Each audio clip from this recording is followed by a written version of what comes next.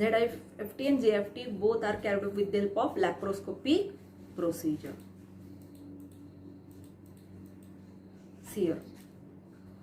In IVF, classical IVF and reciprocal IVF. What is the meaning of classical IVF? Here, intended parent, that is biological mother. Okay, she want a baby, but she is unable to conceive a baby. She can donate her eggs. Okay, there is many causes we already studied in previous slide, causes of the infertility. Intended means biological mother. Okay, she is a donor, egg retrieval. IVF, in vitro fertilization, development of the zygote, and this zygote develop into up to this mother. Her own eggs up to the embryo development can again transfer into her own uterus part. Okay, because here her uterus is able to development of the embryo, suitable for the embryo, but another causes for the egg egg blockage may be occurs. So such female can follow this classical IVF. Here reciprocal IVF means two mother here, genetic parent and birth parent. Birth parent is known as surrogate mother, which is non-biological mother. Here genetic parent means she share her genes to another female, the another female which conceive the baby, because she has a suitable environment in her uterus for the development of the baby. Such mother, surrogate mother, is also known as non-biological mother. She cannot share her genes in the fetus, but these genes are come from the donor. Genetic parent, she is unable to conceive the baby due to uterine blockage, due to maybe genetic disorders, mostly the genetic disorder. Okay, but before donation, they must be physically checked out, physically examined, whether their sperm, in case of male, sperm quality is good or not, in also female sperm ovum quality is good or not. Okay, egg retrieval, IVF is carried out, embryo transfer in birth parent or surrogate mother. Surrogate mother, not what about the contents of the surrogate mother? Some women have problem in implantation of embryo in her uterus. There is a failure of the implantation in such women. Okay, like biological mother or a genetic parent. Such woman can take help of the modern remedial technique called surrogacy. In this, embryo is implanted in another female, that is surrogate mother, non-biological mother. He is not the biological mother. Such woman is known as surrogate mother. See here. Zygote intrafallopian transfer. Here, photography. Zygote intrafallopian, eggs get collected, retrieved with the catheter tube, a hollow tube, catheter tube. Okay, here they placed in a glass plate and till mixed up with the sperm, combined sperm manually in a laboratory condition, and then after formation of the zygote, with the help of this here needle, they get inserted into the fallopian tube. That is zygote intrafallopian transfer. Gamete intrafallopian transfer. See your image. Here sperm and eggs are placed into the fallopian tube. Directly gametes, not up to the zygote development.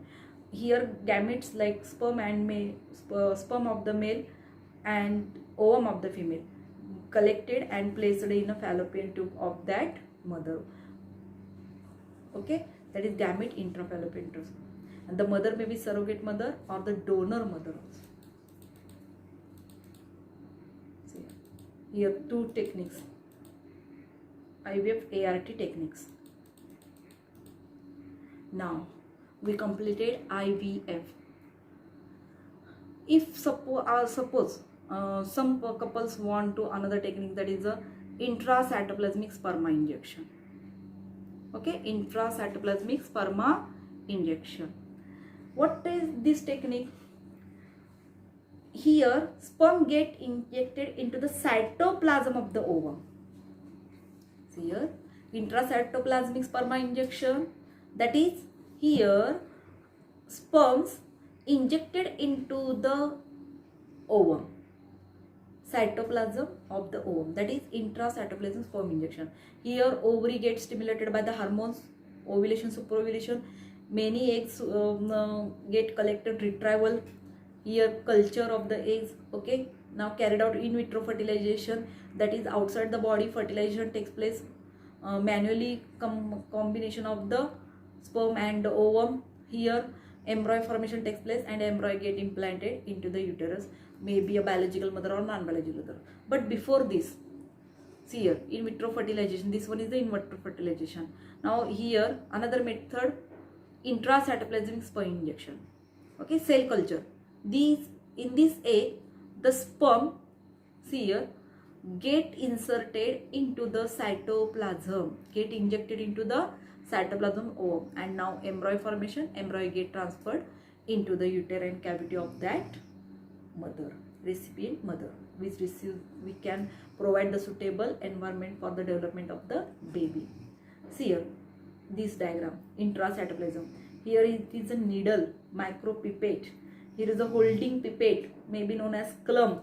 With the help of holding pipette, ovum get kept in a position and needle get inserted. This needle, this a tube, micropipette tube, contains the sperm. Now sperm injected into the cytoplasm of the ovum, that is known as intracytoplasmic sperm injection. See here, steps of intracytoplasmic sperm injection. Steps. The mature egg is held, with a holding pipette. Here, see here, holding pipette, this one, clump or holding pipette. Immobilize and pick up a single sperm. Immobilize, okay, and pick up a single sperm with a very sharp and hollow needle, that is micropipette. See here, which contains the sperm.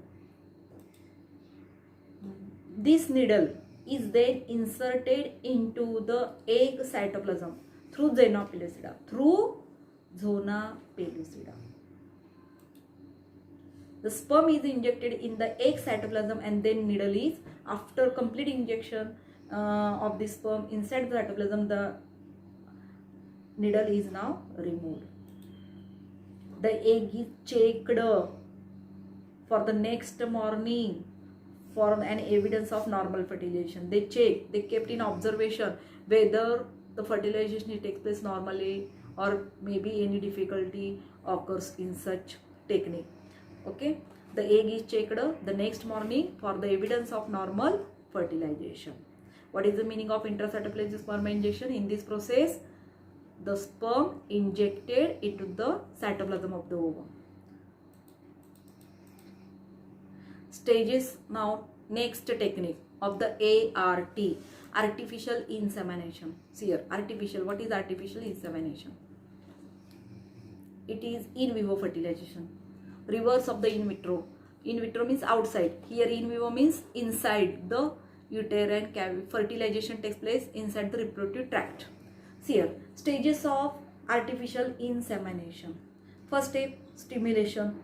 The ovaries are stimulated with the hormones, that is FSH, stimulates the development of the ovarian follicles. Ovulation takes place. LH and FSH both play an important role for the stimulation of this ovary. Okay, then control. They get checked, ultrasound control the size and the number of follicles, whether it is okay or any difficulty. Then third, release of an eggs from the follicles, retrieval or extracting of these eggs. Okay, intake of hormone stimulus and release of egg cell. Here eggs released normally, and preparation of the semen sample on the day of insemination. On the day of insemination, the husband must pass a sperm sample, and then the experts will select in the laboratory only the highest quality of the sperms. And last most, insemination on the day of ovulation. Ovulation occurs on the 14th day of menstrual cycle. On the day of ovulation, selected sperm cells, high quality sperm cells are injected into the woman's uterus of the woman using thin catheter tube, and it is inserted in artificial insemination. Sperms injected with this tube in the cervix portion. Remember, in the cervix portion, in artificial insemination. In natural insemination, what? semen get deposited in the vagina, okay, during sexual intercourse. But in artificial, what happens? Here sperms take from the donor male, get collected, checked whether they are physically fit or the sperm are good quality or not, okay. After the selection in laboratory condition, they are get inserted into the cervix of the female, into the through with the help of catheter tube. That's now fertilization take place inside the body. That's why it is known as artificial insemination, is known as in vivo fertilization, different from the in vitro fertilization. Now, types of artificial insemination. It is not included in your syllabus, but for a knowledge, I am given here points. Types of artificial insemination. Where the sperms are placed determines the type of the according to the position of the injection of the sperm. There are these types. If suppose sperms are injected in the uterine cavity, that is known as intrauterine insemination. Intracervical, if injected into the cervix, intracervical insemination. If intratubal, if inserted in the tubes, known as intratubal fallopian tube, intratubal insemination. If it is inserted into the vagina, then it is known as intravaginal insemination. These are the types of artificial insemination: intrauterine, intracervical, intratubal, intravaginal. Now, another one, artificial insemination, but it is different from the artificial insemination. Somewhat there is a difference. Intrauterine insemination. Here, the sperms injected into the uterine cavity, only uterine cavity, inserted into the uterine cavity. While in artificial insemination, it may be inserted into the uterine cavity, cervical region, vaginal region, but here intrauterine insemination, it is only inserted into the uterine cavity. See here, in testis sperms, semen is get collected, okay, containing the sperms. Now the sperms get injected into the uterine cavity of the female. The goal of intrauterine insemination, IUI short form, intrauterine insemination, is to increase the number of sperm that reach the fallopian tube. Okay, difference here, it is this intrauterine insemination carried only into the uterine cavity. Sperms injected with the help of these tubes here, sperms injected into the uterine cavity.